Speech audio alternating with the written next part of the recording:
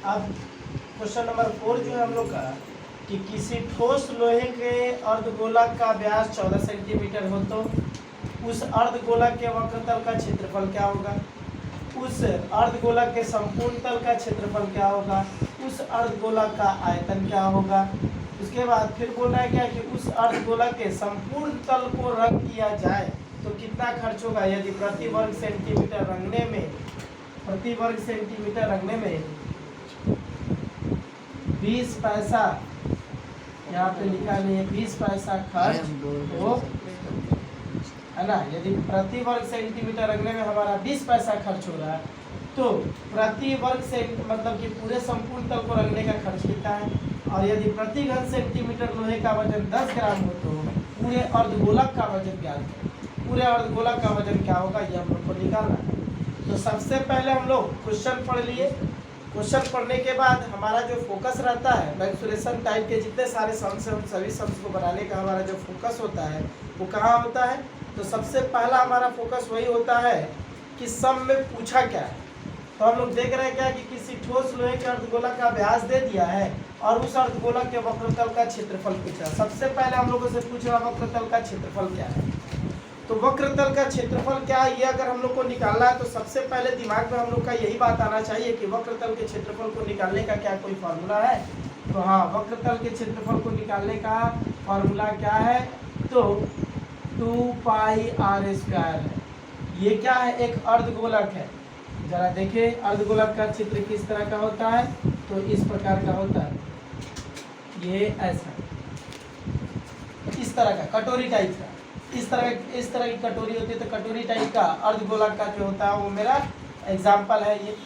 तो अर्धगोलक के वक्रतल का क्षेत्रफल निकालना है। तो अगर हम लोग एक कटोरी टाइप का अगर कोई ठोस अगर अर्धगोलक दिखे ना तो ऊपर वाला भाग मेरा समतल दिखेगा और नीचे वाला भाग वक्रतल कहलाता है ना। ये वाला भाग मेरा नीचे वाला भाग कहलाता है वक्रतल और ये वाला भाग कहलाता है समतल तल। तो हमसे पूछा वक्रतल का क्षेत्रफल मतलब नीचे वाले भाग का क्षेत्रफल निकालने को बोला है। तो हम ये फॉर्मूला भी दिए थे कि जब भी अर्धगोलक आ जाए और अर्धगोलक के वक्रतल का क्षेत्रफल पूछ दे तो हम लोग वक्रतल का क्षेत्रफल का मतलब क्या समझेंगे, सिर्फ और सिर्फ नीचे हो ठोस भाग में वक्रतल का क्षेत्रफल मिलेगा। तो ठोस भाग के वक्रतल का क्षेत्रफल नीचे वाला सिर्फ कहलाएगा और संपूर्ण तल का क्षेत्रफल अगर आए तो संपूर्ण तल के क्षेत्रफल में नीचे वाला और ऊपर वाला दोनों शामिल हो जाता है। ठोस में अगर ऐसा हो तो मतलब अर्धगोलक का अगर ठोस का आयतन अगर निकालना है, ठोस का संपूर्ण तल का क्षेत्रफल निकालना है तो ये नीचे वाला और ये ऊपर वाला दोनों तल थ्योरी में बताए थे हम, है ना।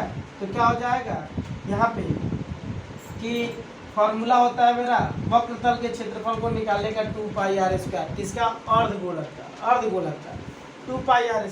r का मतलब होता है अर्धव्यास। तो अब सब में देखेंगे कि हमको वक्रतल का क्षेत्रफल पूछा तो वक्रतल के क्षेत्रफल को निकालने का ये फार्मूला हो गया 2πr²। देखेंगे कि इस सब में इस फार्मूले में क्या क्या चाहिए। तो इस फार्मूले में हमको क्या चाहिए, अर्धव्यास। अब देखेंगे कि सब में हमको अर्धव्यास दिया है क्या, अर्धव्यास तो नहीं दिया लेकिन व्यास दिया है। तो व्यास को अगर आधा कर देंगे तो अर्धव्यास तो पता चल ही जाएगा। तो क्या करेंगे, यहाँ पे लिखेंगे कि अर्धगोलक का अर्धव्यास कितना दिया हुआ है, 14 को 2 से भाग दे देंगे तो कट जाएगा 7 बार में, 7 सेंटीमीटर मेरा क्या आ जाएगा, अर्धव्यास। अब उस अर्धगोलक के वक्रतल का क्षेत्रफल निकालना है। तो वक्रतल का क्षेत्रफल जब निकालेंगे तो कैसे निकलेगा वक्रतल का क्षेत्रफल, तो फॉर्मूला हो जाता है मेरा 2πr²। तो क्या करेंगे, 2 × पाई का वैल्यू हो जाएगा 22/7 × r²। r का वैल्यू क्या होगा, तो r का मतलब होता है अर्धव्यास। यहाँ पे अर्धव्यास हम लोग निकाल के बैठे हैं 7, उसका स्क्वायर तो हो जाएगा 2 × 22/7 × 7 का स्क्वायर हो जाएगा मेरा क्या, 49। 7 से काट देंगे, 7 टाइम कट जाएगा। तो अब इसको हम लोग क्या कर देंगे, तो इंटू करेंगे, जो बच गया तो 7 × 14 और 14 से 22 का इंटू कर देंगे तो 7 × 28, फिर 7 × 28 = 308 वर्ग सेंटीमीटर। ये हो गया इसके वक्रतल का क्षेत्रफल। अब अगर हम लोग संपूर्ण, नेक्स्ट क्वेश्चन बोला इसके संपूर्ण तल का क्षेत्रफल क्या है। तो संपूर्ण तल के क्षेत्रफल में ये नीचे वाला वक्रतल और ये ऊपर वाला समतल तल, तो ये ऊपर वाला समतल तल को अगर गौर से देखा जाएगा तो पूरी तरह से एक वृत्त दिखता है ना।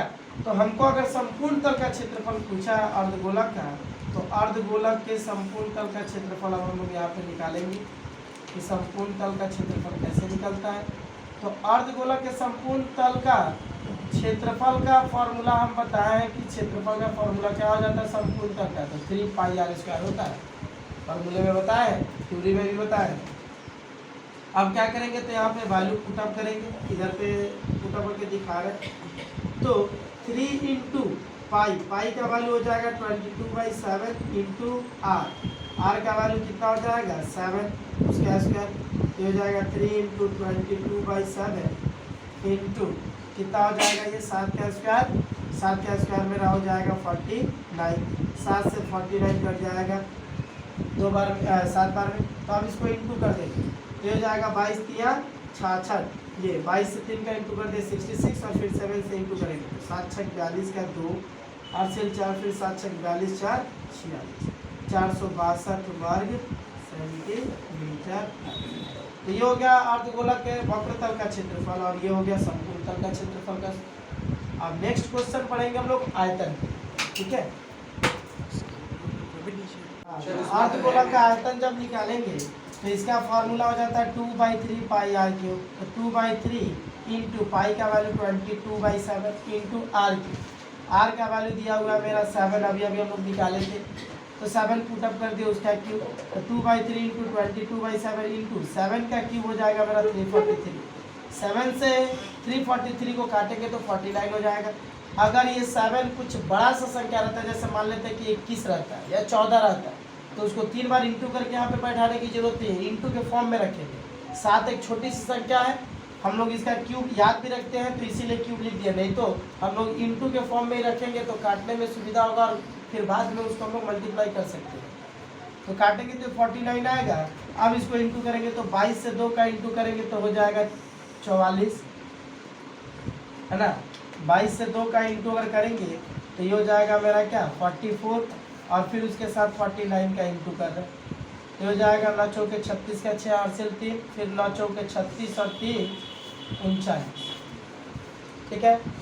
फिर हो जाएगा 4 चौका 16 और सेल 1, फिर 4 चौका 16 1 17, फिर घट के आएगा 6, फिर ये हो जाएगा मेरा 9 6 15, फिर 7 3 10 1 11, फिर ये हो जाएगा, आई बात समझ में। तो ये हो जाएगा मेरा 2156/3। अब नीचे वाले से ऊपर वाले को डिवाइड दे देंगे तो 3 7 21, 3 एकम 3, फिर 3 8 24, 2 718 पूर्णांक 2/3, इतना घन सेंटीमीटर मेरा हो गया आयतन। 718 पूर्णांक 2/3 ये हो गया मेरा अर्धगोलक का आयतन। नेक्स्ट क्वेश्चन हम लोग को क्वेश्चन नंबर 4। तो क्वेश्चन नंबर 4 बोल रहा है क्या है कि उस अर्धगोलक के संपूर्ण तल को रंग करने में कितना खर्च होगा यदि प्रति वर्ग सेंटीमीटर रंगने में 20 पैसा खर्च हो रहा है। 20 पैसा प्रति वर्ग सेंटीमीटर की दर से उसके संपूर्ण तल को अगर रंग किया जाता है तो कितना खर्च होगा। तो ये ठोस अर्धगोलक है, ठोस अर्धगोलक। अगर ये ठोस अर्धगोलक है तो जाहिर सी बात है इसके अगर रंगा जा रहा है तो नीचे वाले भाग पे और ऊपर वाले भाग पे दोनों भाग पे रंगा जाएगा, मतलब संपूर्ण तल को रंग किया जाएगा। अगर एक ऐसा अर्धगोलक रहता है जिसका सिर्फ और सिर्फ नीचे वाला कटोरी टाइप का नीचे वाला तल ही दिख रहा है, ऊपर वाला वृत्ताकार तल नहीं दिख रहा है, इसमें भी बोल दिया कि संपूर्ण तल को रंग करने में कितना खर्च होगा। तो संपूर्ण तल को रंग करने का मतलब ये हुआ कि इसका नीचे वाला और ऊपर वाला दोनों आएगा। इस तरह का अगर कोई जैसे कटोरी है तो कटोरी टाइप का अगर कोई एक वस्तु है अर्धगोलक टाइप का, तो बोल रहा है क्या उसके संपूर्ण तल को रंग करने में कितना खर्च होगा।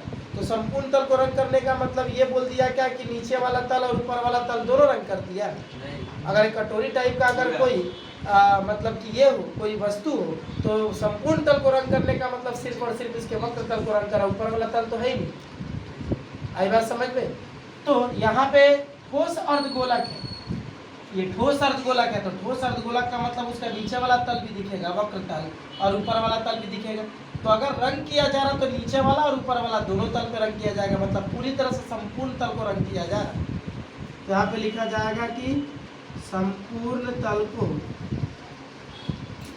रंग करने का खर्च, संपूर्ण तल को अगर रंग किया जा रहा है तो रंग करने का खर्च कितना है। तो हम बताए थे कि जब भी खर्च निकालना हो तो जिसका खर्च निकालना है उसी से इंटू कर देते हैं। तो किसका निकाला? संपूर्ण तल का। तो यहाँ पे देख रहे हैं कि ये जो संपूर्ण तल का जो क्षेत्रफल है ये चूंकि ठोस गोलक है, मतलब नीचे वाला तल और ऊपर वाला तल दोनों को रंग किया जाएगा। इसका मतलब इसके संपूर्ण तल का क्षेत्रफल जो आएगा वो 3 पाई आर स्क्वायर के हिसाब से आएगा, ना कि 2 पाई आर स्क्वायर के हिसाब से। आई बात समझ में? ये दिमाग में हम लोग को देखना पड़ेगा, सोचना पड़ेगा। क्वेश्चन हमको भले बोल सकता है कि कटोरी टाइप का कोई एक वस्तु है, अर्धगोलाकार कटोरी टाइप की है, उसका ऊपर वाला चीज खाली है, सिर्फ कटोरी टाइप का बना, मतलब नीचे वाला भाग बना है। तो उसके संपूर्ण तल को रंग करने का खर्च कितना है? तो संपूर्ण तल वहां पे हो जाता है क्या? 2 pi r square, 3 pi r square नहीं होगा। क्यों? क्योंकि उसका सिर्फ नीचे वाला तल बना रहा है, ऊपर वाला नहीं। लेकिन यहाँ पे तो ये ठोस है ना, ठोस मतलब क्या? पूरी तरह से भरा हुआ है, नीचे भी और ऊपर वाला भी। तो अगर रंग किया जाएगा तो ऊपर भी रंग किया जाएगा और नीचे भी रंग किया जाएगा। मतलब इसके संपूर्ण तल को रंग करने का खर्च अगर पूछा है तो संपूर्ण तल के क्षेत्रफल से इसको क्या कर देंगे? इंटू कर देंगे। किसको? जिस दर से खर्च कर रहा है उसको। 20 पैसे के दर से खर्च कर रहा है तो 20 पैसे से इसको इंटू कर देंगे। तो क्या करेंगे? संपूर्ण तल को रंग करने का खर्च 3 पाई आर स्क्वायर के हिसाब से जो आया है वो वाला मेरा संपूर्ण तल के क्षेत्रफल से इंटू होगा। अगर ऊपर वाला तल नहीं रहता तो 2 पाई आर स्क्वायर के हिसाब से जो मेरा आया है क्षेत्रफल उससे इंटू कर दीजिए। तो संपूर्ण तल को रंग करने का खर्च कितना है मेरा? तो संपूर्ण तल का क्षेत्रफल मेरा हम लोग का कितना आया है? 462 आया। इसको हम लोग क्या कर देंगे? 20 से इंटू कर देंगे। तो 20 से अगर इंटू करेंगे तो ये जो मेरा निकल के आएगा ये क्या होगा? पैसा होगा, क्योंकि 20 पैसा 1 वर्ग सेंटीमीटर को रंग करने का 20 पैसा खर्च हो रहा है। तो 462 वर्ग सेंटीमीटर को रंग करने का खर्च कितना होगा? तो 20 से इंटू कर दिए। अब हम लोग देखेंगे क्या कि इंटू तो किए, लेकिन ये आंसर मेरा पैसा में दिखाएगा, है ना? ये आंसर हमारा पैसा में दिखाएगा। तो क्या करेंगे यहाँ पे? पैसा को रुपया में अगर चेंज करेंगे तो क्या कर देंगे हम लोग? 100 से डिवाइड दे देंगे तो 20 से कट जाएगा 5 बार, है ना? अच्छा, या फिर हम लोग 0 से 0, अच्छा 20 से 5 बार में काट दिए तो ये भी बता दे रहा है 462/5 हो गया। लेकिन कभी भी रुपया और पैसा तो मेरा भिन्न में तो नहीं रहता ना, फ्रैक्शन में तो नहीं रहता है। तो क्या करेंगे यहाँ पे? फ्रैक्शन में अगर नहीं रहता है तो इसको हम लोग 5 से ऊपर वाले को डिवाइड दे देंगे। तो ये हो जाएगा 5 9 45, घट के आएगा 1 2, 5 दूना 10, घट के आएगा 2। यहाँ पे पॉइंट आ जाएगा, क्योंकि अब ऊपर में कटने लायक कुछ नहीं। इसको हमेशा कभी भी रुपया पैसा और कभी भी भिन्न में रख के नहीं छोड़ा जाता है, पॉइंट में चेंज किया जाता है। पॉइंट में चेंज करने से हम लोग को पता चल जाएगा कि आंसर कितना रुपया कितना पैसा है। तो 5 से ऊपर अब कोई संख्या नहीं है जिसको यहाँ पे उतारेंगे, तो पॉइंट देकर के यहाँ 0 ले लिए और 5 चौके 20। तो ये हो जाएगा मेरा कितना? 92.4। तो 92.4 ये क्या हो जाएगा? इसके बगल में जो 0 बैठा देंगे तो ये हो जाएगा 92 रुपया 40 पैसा। इतना रुपया मेरा टोटल खर्च होगा। अगर हम लोग यहाँ पे 0 से सिर्फ 0 को काटते ना और ऊपर वाले को इंटू करके 10 से डिवाइड दे देते तो यहाँ पे डिवाइड करने की जरूरत नहीं पड़ती। कैसे दिखा रहे हैं यहाँ पे? जैसे हुआ कि यहाँ पे जैसे यहाँ पे हमको दिया हुआ है 462 इंटू 20/100।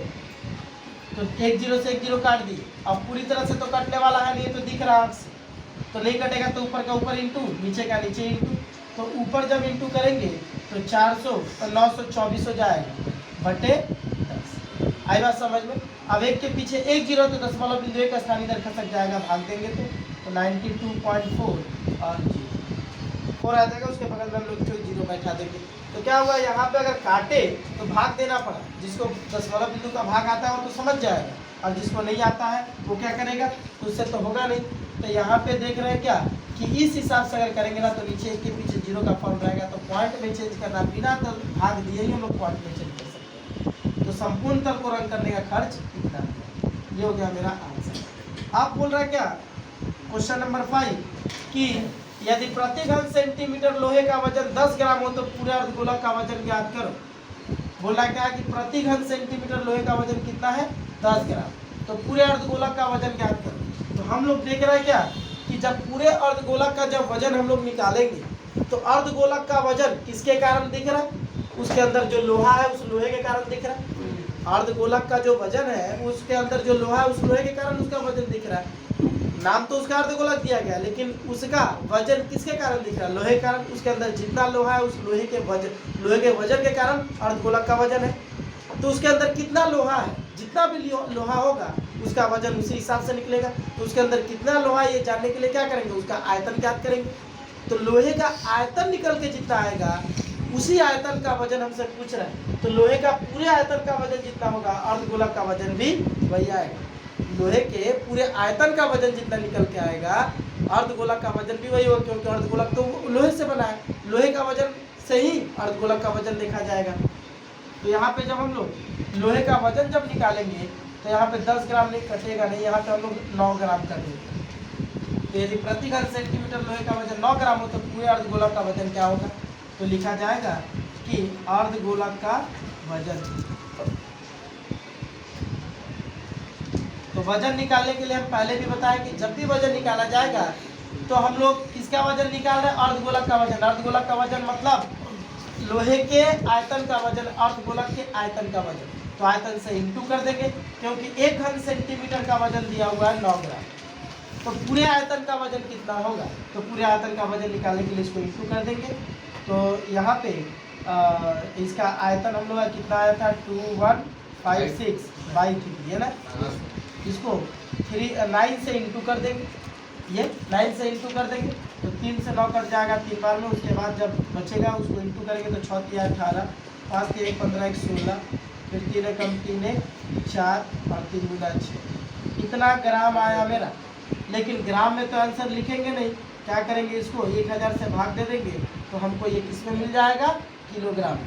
1000 से भाग दे देंगे तो जब 1000 से भाग देंगे तो एक के पीछे 3 जीरो होते, 10 स्थान इधर खसेगा, मतलब 6.468 इतना किलोग्राम। तो ये हो गया मेरा अर्धगोलक के पूरे आयतन का वजन। आई बात समझ में? ये हो गया मेरा आंसर। अब नेक्स्ट क्वेश्चन फिल करेंगे और 2-3 क्वेश्चन करने के बाद बुक के सम को हम लोग स्टार्ट करेंगे। क्वेश्चन नंबर 5 किसी अर्धगोलाकार स्टील की कटोरी के मुंह का व्यास 14 सेंटीमीटर हो तो उस कटोरी को बनाने में कितना स्टील की पत्थर लगी है? पहला क्वेश्चन। दूसरा क्वेश्चन बोला उस कटोरी को बनाने में कितना खर्च होगा यदि प्रति घन सेंटीमीटर स्टील की पत्थर का मूल्य 2 रुपया हो? तो सबसे पहला हम लोग पहले क्वेश्चन पे हम लोग चले कि उस कटोरी को बनाने में कितना स्टील की कितनी स्टील की पत्थर लगी है ना। अगर एक अर्धगोलाकार कटोरी अगर देखा जाए तो कटोरी अर्धगोलाकार कटोरी इस टाइप की दिखती है। अगर उस कटोरी को अगर गौर से हम लोग देखेंगे तो सिर्फ और सिर्फ कटोरी का नीचे वाला तल बना रहता है, ऊपर वाला तल तो खाली होता है। ऊपर वाले तल को क्या बनाया गया रहता है? वृत्ताकार तल को नहीं, सिर्फ और सिर्फ नीचे वाले तल को ही बनाया गया रहता है। आई बात समझ में? अगर कटोरी को देखा जाए तो कटोरी इस तरह की अगर होती है तो उसका सिर्फ और सिर्फ नीचे वाले तल को ही बनाया, मतलब वक्र तल को बनाया रहता है, कर्व्ड सरफेस को बनाया रहता है। और ऊपर वाला जो तल होता है, ऊपर वाला तल क्या होता है? पूरी तरह से खाली हुआ रहता है। तो कहने का मतलब बोल रहा है क्या कि उस कटोरी को बनाने में कितनी स्टील की पत्थर लगी है? तो जाहिर सी बात है कि अगर कटोरी को बनाने में स्टील की पत्थर लगी है तो स्टील की पत्थर किस भाग पर सिर्फ लगा है? उसके वक्र तल पर लगा है, उसके वक्र तल पर लगा है। इसका मतलब क्या पूछ रहा है हमसे? वक्र तल का क्षेत्रफल पूछ रहा है। अर्धगोलाकार कटोरी है, अर्धगोलक, लेकिन अर्धगोलाकार कटोरी का है ना। हाँ, तो हम लोग को निकालना है कि उस कटोरी को बनाने में कितनी स्टील की पत्थर लगी है। तो इतना तो हम लोग समझे कि स्टील की पत्थर सिर्फ और सिर्फ वक्र तल पर लगा है। साथ ही साथ ये वक्र तल को सिर्फ बनाया है, क्योंकि अगर ये स्टील का अगर कटोरी है तो जाहिर सी बात है कटोरी में क्या है? अंदर वाला भाग तो पूरा खाली होता है ना। इसके सिर्फ और सिर्फ तल को ही नहीं बनाया रहता है। कटोरी अगर हम लोग देखें, कटोरी तो सब कोई घर में देखते ही हो, तो कहने का मतलब कटोरी अगर हम लोग घर में देखते हैं तो सिर्फ और सिर्फ उसके तल को बनाया रहता है, वक्र तल को बनाया रहता है। अंदर वाला भाग तो पूरी तरह से खाली होता है। तो हम लोगों को स्टील तो उस कटोरी को बनाने में कितनी स्टील की पत्थर लगी है ये निकालना है। तो स्टील की पत्थर लगी है ये निकालने के लिए हम लोग क्या करेंगे? वक्रतल का क्षेत्रफल निकालेंगे। वक्रतल का क्षेत्रफल निकल के जो आएगा है ना, वक्रतल के क्षेत्रफल को निकाल के हम लोग जितना लाएंगे वही हो जाएगा मेरा क्या? स्टील की पतली मतलब स्टील की कितनी पत्थर लगी है ये हम लोग को पता चल जाएगा अगर वक्रतल का क्षेत्रफल निकाल देंगे। यहाँ पे वक्रतल का क्षेत्रफल अगर निकाला जाएगा तो वक्रतल के क्षेत्रफल को निकालने का फॉर्मूला 2πr² होता है। r मतलब होता है अर्धव्यास। वक्रतल का क्षेत्रफल हम लोग समझ गए कि निकालना है। तो वक्रतल के क्षेत्रफल को निकालने का फॉर्मूला 2 पाई आर स्क्वायर होता है। तो आर का मतलब हो गया मेरा क्या, अर्धव्यास। तो अगर हम इस फॉर्मूले का यूज करें तो इस फॉर्मूले में हमको चाहिए अर्धव्यास। देखेंगे सब में अर्धव्यास दिया है कि नहीं दिया है, व्यास दिया है मुंह का कटोरी का तो मुंह ऊपर वाला ही होता है, मुंह का व्यास दिया है, इसका मतलब ये वाला है कटोरी का मुंह, तो कटोरी के मुंह का व्यास है तो हम लोगों को दे दिया है 14 सेंटीमीटर। तो व्यास दे दिया तो आधा कर देंगे तो अर्धव्यास मिल ही जाएगा। तो लिखेंगे क्या कि अर्धगोलाकार कटोरी का अर्धव्यास कितना दिया हुआ है, 14 व्यास है, उसको 2 से डिवाइड कर देंगे तो कट जाएगा 7 बार में 7 सेंटीमीटर हो जाएगा मेरा उस अर्धगोलाकार कटोरी का अर्ध 7 सेंटीमीटर। अब निकालेंगे कि अर्धगोलाकार कटोरी के वक्रतल का क्षेत्रफल कितना है, वक्रतल का क्षेत्रफल कितना है। तो फार्मूला मेरा हो जाएगा 2 पाई आर स्क्वायर, तो 2 इंटू पाई का value 22/7 into R square, R का वैल्यू हो जाएगा मेरा 7 उसका स्क्वायर, तो ये हो जाएगा मेरा 2 इंटू 22/7, 7 का स्क्वायर हो जाएगा 49, 7 से 49 कट जाएगा 7 बार में और इंटू कट होकर क्या आ जाएगा 308 वर्ग सेंटीमीटर। मतलब कटोरी को बनाने में कितना पत्थर लग गया स्टील का, तो कटोरी को बनाने में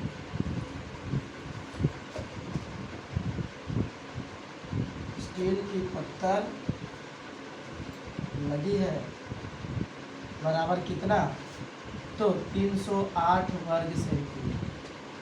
अब बोल रहा क्या कि उस कटोरी को बनाने में कितना खर्च होगा यदि प्रति घन सेंटीमीटर स्टील की, प्रति घन सेंटीमीटर याद है यहाँ पे प्रति वर्ग सेंटीमीटर होगा, प्रति वर्ग सेंटीमीटर स्टील की पत्थर का मूल्य 2 रुपया होता है। 1 वर्ग सेंटीमीटर अगर पत्थर खरीदा जा रहा बाजार से तो 2 रुपया उसका खर्च आ रहा है। तो बोल रहा क्या कि अगर उस बाल्टी को अगर बनाई जाएगी तो बाल्टी को बनाने में टोटल कितना रुपया खर्च आएगा मेरा, ये हमको जानना है कि उस कटोरी को बनाने में कितना रुपया खर्च आएगा। अगर 1 वर्ग सेंटीमीटर का खर्च मेरा 2 रुपया तो लिखा जाएगा कि कटोरी को बनाने में मेरा, ये दूसरा क्वेश्चन इसी का, ये पहले क्वेश्चन का सॉल्व हो गया। दूसरा क्वेश्चन, ये कटोरी को बनाने में खर्च, तो कटोरी को बनाने में कितना खर्च होगा, तो 1 वर्ग सेंटीमीटर को 1 वर्ग सेंटीमीटर खरीदा जा रहा अगर स्टील तो 2 रुपया खर्च हो रहा है, तो 308 वर्ग सेंटीमीटर के लिए कितना खर्च होगा, तो 308 वर्ग सेंटीमीटर का खर्च कितना होगा ये जानने के लिए इसके क्या कर देंगे 2 से इंटू कर देंगे। तो 1 वर्ग सेंटीमीटर का खर्च हो जाएगा 2 रुपया, तो 308 वर्ग सेंटीमीटर का पत्थर लगाया तो कितना खर्च होगा, तो 2 से इंटू कर देंगे तो हो जाएगा 616 रुपया। मतलब उस कटोरी को बनाने में इतना रुपया खर्च हुआ। अगर हम मान लेते हैं कि अगर बोल दिया है क्या कि अगर कटोरी को बनाने में कटोरी के संपूर्ण तल को पॉलिश करने में कितना खर्च होगा, कुछ दर दे दिया कि हाँ इतने रुपए से उसको निकालना है कि कटोरी को पॉलिश करना है, तो 20 पैसे की दर से या 10 पैसे प्रति वर्ग सेंटीमीटर की दर से कितना रुपया खर्च होगा, ये हम लोगों से पूछ रहा है कि कितना रुपया खर्च होगा पॉलिश करने में संपूर्ण तल को। तो अगर हम लोग यहाँ पे देखें कि अर्धगोलाकार अगर कटोरी है तो अगर इसको हम लोग ये कर रहे हैं, अगर पॉलिश कर रहे हैं तो क्या पॉलिश करने के लिए नीचे वाले भाग और ऊपर वाले भाग दोनों को पॉलिश करते हैं क्या, पॉलिश करने के लिए अगर वो कटोरी है तो पॉलिश करेंगे तो उसके सिर्फ और सिर्फ नीचे वाले भाग पे ही पॉलिश करेंगे, है ना, उसके ऊपर वाले भाग पर तो पॉलिश नहीं होगा। तो संपूर्ण तल बोल दिया है, लेकिन अर्धगोलाकार कटोरी के लिए संपूर्ण तल सिर्फ और सिर्फ उसका नीचे वाला तल है। तो संपूर्ण तल बोल दिया तो 3 पाई आर स्क्वायर के हिसाब से उसका क्षेत्रफल नहीं निकलेगा, 2 पाई आर स्क्वायर के हिसाब से निकलेगा। कंडीशनल है, दिमाग से बस सोचना पड़ेगा कि मेरा नीचे वाला और ऊपर वाला दोनों बन रहा है क्या, अगर नीचे वाला और ऊपर वाला दोनों बनेगा तब जा करके 3 पाई आर स्क्वायर के हिसाब से मेरा क्षेत्रफल निकलेगा। अगर सिर्फ और सिर्फ नीचे वाला निकल रहा है तो अगर वो संपूर्ण तल बोल भी दिया है तो दिमाग में ये नहीं लाना है कि संपूर्ण तल के लिए 3 पाई आर स्क्वायर बैठाना है और वक्र तल के लिए 2 पाई आर स्क्वायर बैठाना है, नहीं, क्योंकि कटोरी तो खुद बता रहा है ना, कटोरी का तो सिर्फ नीचे वाले तल को पॉलिश किया जाएगा, ऊपर वाला तो तल होगा नहीं, तो नीचे वाला तल कहलाता है वक्र तल। तो संपूर्ण तल बोल देने का मतलब वक्र तल का हमको निकालना है खर्च। आई बात समझ में? हाँ, नेक्स्ट क्वेश्चन है कि किसी ठोस गोलक के संपूर्ण तल का क्षेत्रफल 616 वर्ग सेंटीमीटर हो तो उस गोलक का व्यास क्या है। तो अगर एक गोलक है, अगर एक स्फीयर है तो उसका संपूर्ण तल का क्षेत्रफल ही उसका वक्र तल का क्षेत्रफल है। गोलक में तो एक ही तल दिखता है, और वो है उसका वक्र तल। तो वक्र तल ही उसका संपूर्ण तल कहलाएगा। तो एक ही तल है तो और वही एक ही तल उसका वक्र तल है। तो संपूर्ण तल का है या वक्र तल का है, बात एक ही है।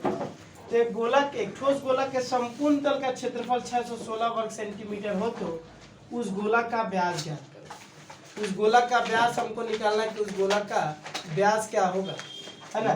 तो उस ठोस गोलक के संपूर्ण तल का क्षेत्रफल 616 वर्ग सेंटीमीटर हो तो उस गोलक का व्यास ज्ञात करो। तो सबसे पहला हमारा फोकस कहाँ रहेगा, फोकस हमारा सबसे पहला हमारा फोकस यही रहेगा कि सवाल में हमसे पूछा क्या है। सबसे पहले हम लोग वही सोचेंगे, वही देखेंगे कि सवाल में हमसे क्या पूछा है। तो सवाल में हमसे पूछ रहा है व्यास। तो अब हम लोग यही देखेंगे कि अगर व्यास पूछा तो व्यास को निकालने का क्या कोई फार्मूला दिए हैं, तो नहीं। व्यास या अर्धव्यास निकालने का कोई फार्मूला नहीं है। तो क्या करेंगे, अगर व्यास पूछा है तो हम लोग दो तरीके से कर सकते हैं। व्यास को मान सकते हैं या फिर डायरेक्ट भी कर सकते हैं, है ना। तो अगर हम लोग डायरेक्ट करेंगे तो किस तरह ये भी बता देंगे, और अगर इसको हम लोग मान के करेंगे तो भी किस तरह करेंगे ये भी बता देंगे। तो यहाँ पे पहले मान के बता रहे हैं। तो किसी ठोस गोलक का हमको व्यास निकालना है तो व्यास डायरेक्ट नहीं निकलता है, पहले हम लोग अर्धव्यास निकालते हैं। अर्धव्यास पहले निकलता है, उसके बाद हमारा व्यास निकलता है। तो पहले हम लोग क्या करेंगे, अर्धव्यास निकालेंगे, और अर्धव्यास जब निकल जाएगा तो अर्धव्यास के निकल जाने से व्यास भी निकल जाएगा, क्योंकि अर्धव्यास को दोगुना कर देंगे, 2 से इंटू कर देंगे तो व्यास मिल जाएगा हम लोगों को। तो करेंगे कैसे, तो अगर व्यास निकालने का या अर्धव्यास निकालने का कोई फॉर्मूला नहीं है तो हम लोग अर्धव्यास पहले निकालेंगे, व्यास अपने आप निकल जाएगा। तो अर्धव्यास, तो कहने का मतलब जब तक अर्धव्यास नहीं मालूम होगा व्यास नहीं मालूम होगा। तो इस सवाल में हमको क्या करना है, अर्धव्यास निकालना है। तो अर्धव्यास को मान लेंगे क्योंकि इसका कोई फॉर्मूला नहीं है। तो मानेंगे, माना ठोस गोलक का अर्धव्यास। तो एक ठोस गोलक का अर्धव्यास जो हो गया वो मेरा r सेंटीमीटर हम मान लिए। r मान सकते हैं, x मान सकते हैं, y मान सकते हैं, z, हमारा मान हम कुछ भी मान सकते हैं। तो r सेंटीमीटर ही मान लिए, ठोस गोलक का अर्धव्यास r सेंटीमीटर। तो अगर ये माने हैं, अगर मान लेते हैं कि अर्धव्यास मान लिए, तो अर्धव्यास माने तो इसका मान निकालना पड़ेगा। अगर कोई भी चीज, सम का बनाने का रूल यही है, तरीका यही है कि अगर कोई भी चीज हम लोग मानते हैं तो उसका मान निकालना पड़ता है। मान कैसे निकालेंगे, तो उसका मान निकालने के लिए क्या करेंगे, तो समीकरण बनाएंगे। क्या करेंगे, समीकरण बनाएंगे।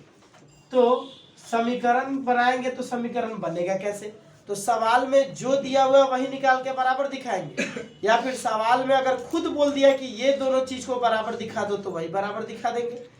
तो यहाँ पे क्या दो चीज में क्या बराबर है वो ऐसा कुछ नहीं बोला है, लेकिन सवाल में हमको एक चीज दे दिया है, क्या कि संपूर्ण तल का क्षेत्रफल कितना है। तो अगर r माने तो r का मान निकालना है। r का मान निकालने के लिए समीकरण बनाएंगे। तो समीकरण कैसे बनाएंगे, तो सवाल में जो दिया हुआ वही निकाल के बराबर दिखाएंगे। तो सवाल में दिया क्या है, संपूर्ण तल का क्षेत्रफल। तो हम भी क्या करेंगे, समीकरण बनाने के लिए संपूर्ण तल का क्षेत्रफल निकाल के क्षेत्रफल के बराबर दिखाएंगे। संपूर्ण तल का क्षेत्रफल निकलेगा और क्षेत्रफल को क्षेत्रफल के बराबर दिखा देंगे। अब जरूरी बात है ये समझना कि संपूर्ण तल का क्षेत्रफल निकलेगा कैसे। तो संपूर्ण तल के क्षेत्रफल का फॉर्मूला होता है 4πr², ये संपूर्ण तल के क्षेत्रफल का। तो क्या करेंगे, हम भी संपूर्ण तल का क्षेत्रफल निकालेंगे और निकाल करके संपूर्ण तल के क्षेत्रफल के बराबर दिखा देंगे। जैसे बराबर दिखा दिए, समीकरण मिल गया, समीकरण मिल गया तो r का मान मिल जाएगा, r का मान मिलेगा तो व्यास मिल जाएगा, इस तरह। तो यहाँ पे उस ठोस गोलक का अर्धव्यास 8 सेंटीमीटर हो गया। तो अब हम लोग उस ठोस गोलक के संपूर्ण तल का क्षेत्रफल यहाँ पे दिखाएंगे। तो संपूर्ण तल का क्षेत्रफल हो जाएगा ठोस गोलक का 4πr²।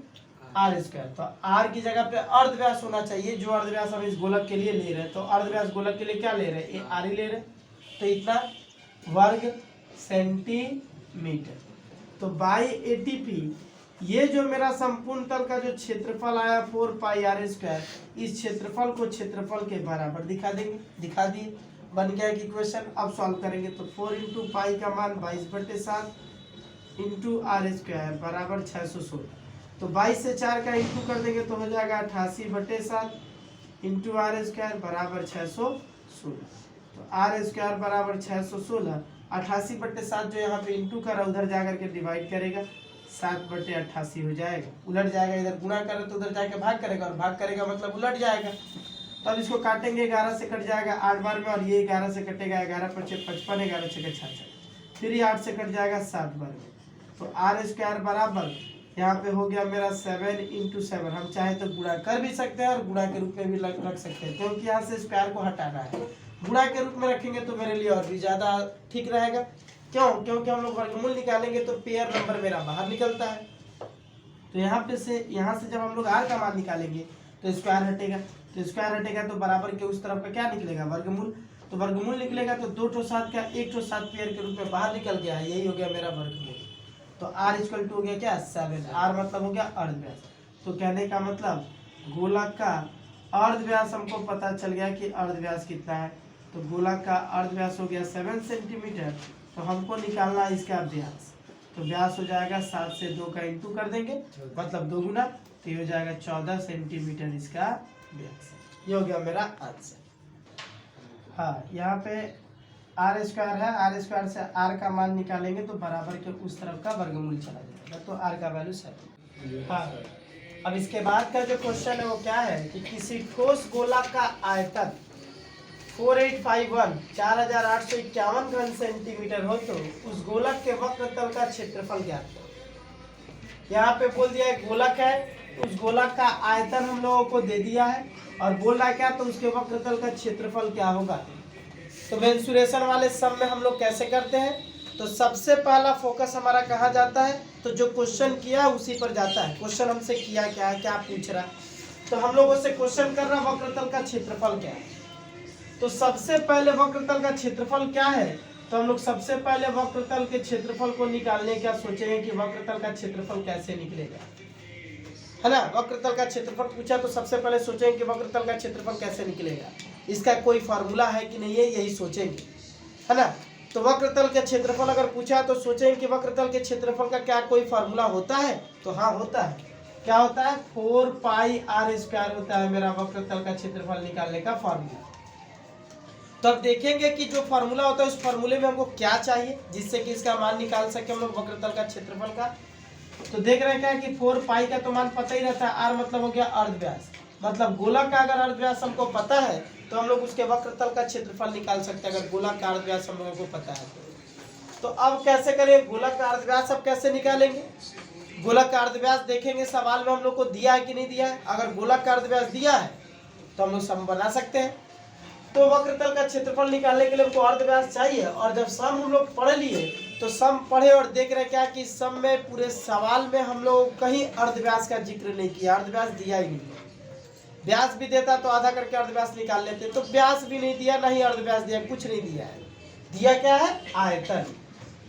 तो आखिर में हम लोग तब कैसे, जब तक हम लोगों को अर्धव्यास नहीं पता चलेगा तब तक हम लोग वक्रतल का क्षेत्रफल नहीं निकाल पाए, क्योंकि वक्रतल का क्षेत्रफल इसके फॉर्मूले से ही निकलता है। किसके फॉर्मूले से? इसका वक्रतल के क्षेत्रफल वाले फॉर्मूले से।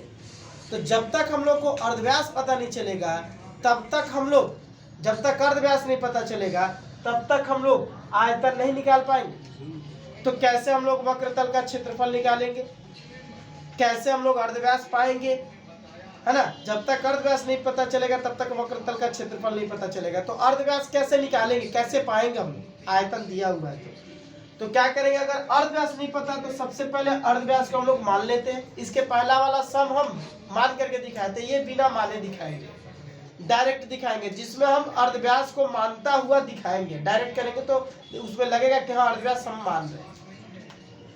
तो अर्धव्यास का मान निकालना है, तो अर्धव्यास का मान कैसे निकालेंगे?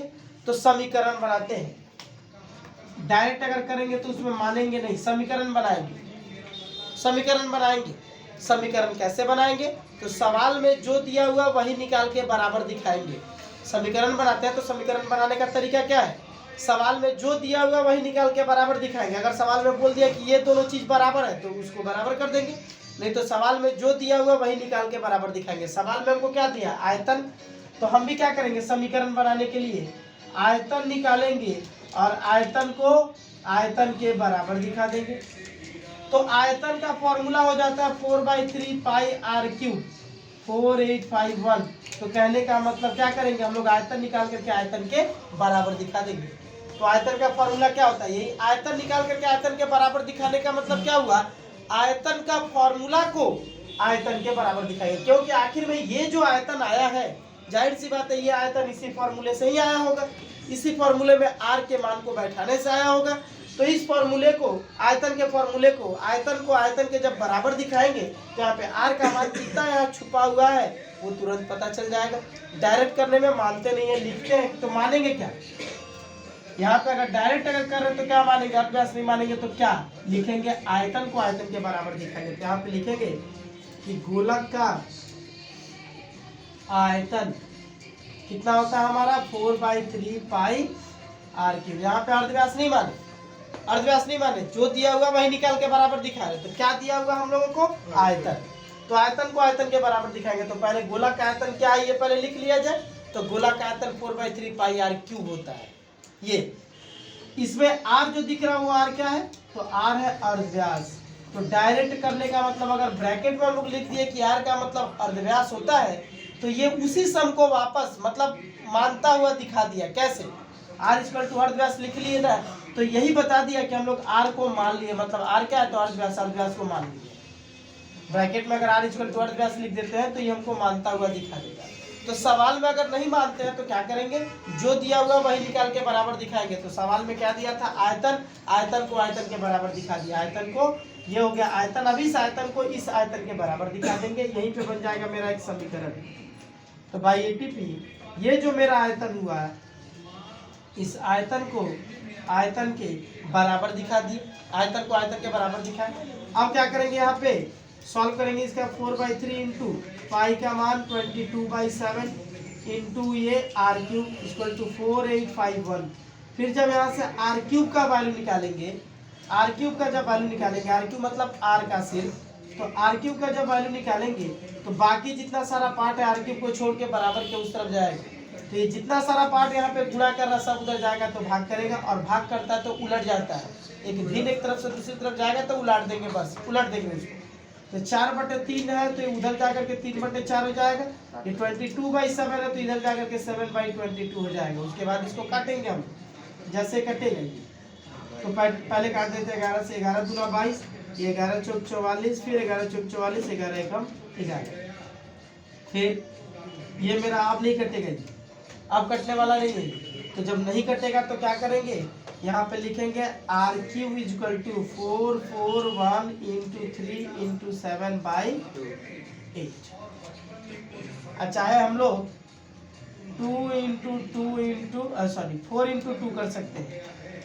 ऐसा क्यों किए? इंटू क्यों नहीं किए? इंटू इसलिए नहीं किए क्योंकि यहाँ से हमको क्यूब का वैल्यू निकाल, मतलब कि क्यूब को हटा करके आर का वैल्यू निकालना है। स्क्वायर, जब यहाँ पे स्क्वायर रहता है तो उस तरफ का स्क्वायर रूट निकलता है, यहाँ पे क्यूब है तो उस तरफ का क्यूब रूट निकलेगा। और क्यूब रूट कैसे निकलेगा? तो हम लोग यहाँ से इस सम को दो तरीके से कर सकते हैं। पहला तरीका हम अप्लाई कर रहे हैं। पहले यहाँ से जब आर का वैल्यू निकालेंगे तो इसका क्यूब रूट निकलेगा, यहाँ पे लिख देंगे 3, इसके रूट के ऊपर लिख देंगे 3। 3 का लिखने का मतलब ये हुआ कि हम इसका क्यूब रूट निकाल रहे हैं। ये हो जाएगा 441 इंटू 3 इंटू 7/4 इंटू 2, इसका क्यूब रूट निकाल रहे हैं। क्यूब रूट निकालने का मतलब जब स्क्वायर रूट निकालते हैं ना तो दो संख्या का एक पेयर बन के बाहर निकलता है। क्यूब रूट जब निकालेंगे तो यहाँ पे 3 है तो 3 का मतलब 3 संख्या का एक पेयर बन के बाहर निकलेगा। 3 संख्या का एक पेयर कैसे? तो यहाँ पे 441 का पहले गुणनखंड अलग निकाल दे रहे हैं। तो ये जाएगा मेरा 3 से, 3 चौके 3 एकम 3, 3 चौके 12, 3 7 21। फिर ये जाएगा 3 से, ये हो जाएगा मेरा 3 से जाएगा तो 49, फिर ये 7 से जाएगा 7 7 49 हो गया। तो आर इक्वल टू 441 के लिए लिख दे रहा 3 इंटू 3 इंटू 7 इंटू 7, 441 के लिए लिख दी। फिर इंटू ये 3 इंटू ये 7, नीचे 4 इंटू 2 जो दिया हुआ तो इस 4 के लिए लिख देंगे 2 इंटू 2 इंटू ये 4 के लिए भी हम तोड़ दिए। अब क्या करेंगे? यहाँ सब आर का वैल्यू हम निकालने जा रहे हैं, क्यूब रूट निकाल रहे हैं यहाँ से। क्यूब रूट का मतलब होता है कि 3 संख्या का एक पेयर बन के बाहर निकलेगा, 3 संख्या का। तो 2 ठो 3 और 1 ठो 3 इधर हो गया, 3 ठो 3 हो गया। तो 3 ठो 3 के लिए 1 ठो 3 मेरा बन के बाहर निकलेगा। स्क्वायर रूट जब निकालेंगे यहाँ से ना स्क्वायर रूट, तब 2 संख्या का एक पेयर बन के बाहर निकलेगा। क्यूब रूट निकाले तो 3 संख्या का एक पेयर बन के बाहर निकलेगा, मतलब 3 ठो 3 है तो 1 ठो 3 निकलेगा। फिर यहाँ पे 3 ठो 7 दिख रहा तो 3 ठो 7 के लिए 1 ठो 7 निकलेगा। बाई नीचे 3 ठो 2 दिख रहा तो 3 ठो 2 के लिए 1 ठो 2 निकलेगा। तो ये हो गया मेरा r इक्वल टू 7 से 3 का इंटू हो जाएगा 21/2। ये क्या निकल गया मेरा अर्धव्यास। अर्धव्यास पता चल गया। और अर्धव्यास के बिना हम लोग वक्रतल का क्षेत्रफल नहीं निकाल पाते। अर्धव्यास जब निकल गया तो अब वक्रतल का क्षेत्रफल निकाल पाएंगे। तो लिखेंगे कि वक्रतल का क्षेत्रफल, क्योंकि यहाँ पे वक्रतल का क्षेत्रफल अर्धव्यास के कारण ही रुका हुआ था। अब जब अर्धव्यास मिल गया तो वक्रतल का क्षेत्रफल भी हमारा मिल जाएगा। तो कैसे 4 इंटू पाई का value 22/7 into r square. r मतलब हो गया क्या मेरा अर्धव्यास। अर्धव्यास अभी अभी निकल के आया 21/2। इसका होल स्क्वायर बैठा देंगे यहाँ पे। तो 4 इंटू 22/7 इंटू यहाँ पे 21/2 है ना। तो क्या करेंगे, यहाँ पे 21/2 है तो इसको 21/2 का 2 बार इंटू करता हुआ यहाँ पे दिखा देंगे। 21/2 का होल स्क्वायर है मतलब 21/2 का 2 बार इंटू। फिर ये मेरा 2 से 4 कट जाएगा 2 बार में, फिर 2 से ये 2 कट गया, फिर 7 से 21 कट जाएगा 3 बार में। तो अब इसको इंटू कर देंगे तो 22 से 3 का इंटू करेंगे तो 66, फिर उसे 21 का इंटू कर रहे हैं यहाँ पे। 6 कम 6 6 कम 6 6 दूना 12, फिर 6 दूना 12 1 13, तो 6 6 2 8 3 1 कितना हो जाएगा 1386 इतना वर्ग सेंटीमीटर। ये हो गया मेरा क्या वक्रतल का क्षेत्रफल। अब बताए थे कि यहाँ पे हम लोग अलग तरीके से भी कर सकते हैं इसको। कैसे कर सकते हैं यहाँ पे बताए। r³ equal to 441 into 3 into 7 था बाई 4 इंटू 2 था। 4 इंटू 2 था। तो r³ इक्वल टू सबको तोड़ दे रहा है पहले 3 into 3 into 7 into 7 into 3 into 7 by नीचे वाले को तोड़ देंगे 2 इंटू 2 इंटू 2। अगर बराबर के इस तरफ अगर पावर 3 है तो बराबर के उस तरफ भी जो संख्या दिख रहा है उस संख्या को अगर हम लोग पावर 3 के रूप में तोड़ दें, बराबर के उस तरफ का भी जो संख्या दिख रहा है उसको भी अगर पावर 3 के रूप में अगर ला दे तो अगर पावर समान होता है तो बेस भी समान हो जाता है। तो यहाँ पे 1 2 3 3 तो 3 है तो और 1 2 3 3 तो 7 है तो इसको लिख सकते हैं 3 गुणे 7 और नीचे 2 है। बात को समझेंगे। 3 तो 3 है, 3 तो 7 है और 3 तो 2 है। तो सबको एक साथ लेकर के अगर पावर 3 बैठा दिए तो क्या गलती होगा। पावर 3 एक साथ आ गया मतलब ये हुआ कि जब ये पावर 3 टूटेगा तो 3 का 3 बार इंटू होगा, 7 का भी 3 बार इंटू होता हुआ दिखेगा, 2 का भी 3 बार इंटू होता हुआ दिखेगा। तो सबको एक साथ लिख दिए। तो कहने का मतलब जब पावर मेरा समान हो गया तो बेस भी समान हो जाएगा। r इक्वल टू 3 इंटू 7/2 मतलब r इक्वल टू 7 या 21/2 ये हो जाएगा मेरा अर्ध। तो चाहे तो हम ऐसे निकालें या चाहे ऐसे क्यूब को इक्वल दिखा करके दिखाएं, सब मेरा एक ही जैसा होगा, मतलब आंसर एक ही आएगा। तो चाहे इस तरह हमको लग रहा है कि ये वाला मेथड ज़्यादा इजी लगेगा, है ना। 3 संख्या का एक पेयर बना करके बाहर निकाल लेना है, क्यूब रूट निकल जाएगा। आई बात समझ में। तो ये हो गया मेरा क्या वक्रतल के क्षेत्रफल को निकालने का, इस तरह से निकालेंगे अगर आयतन किया है।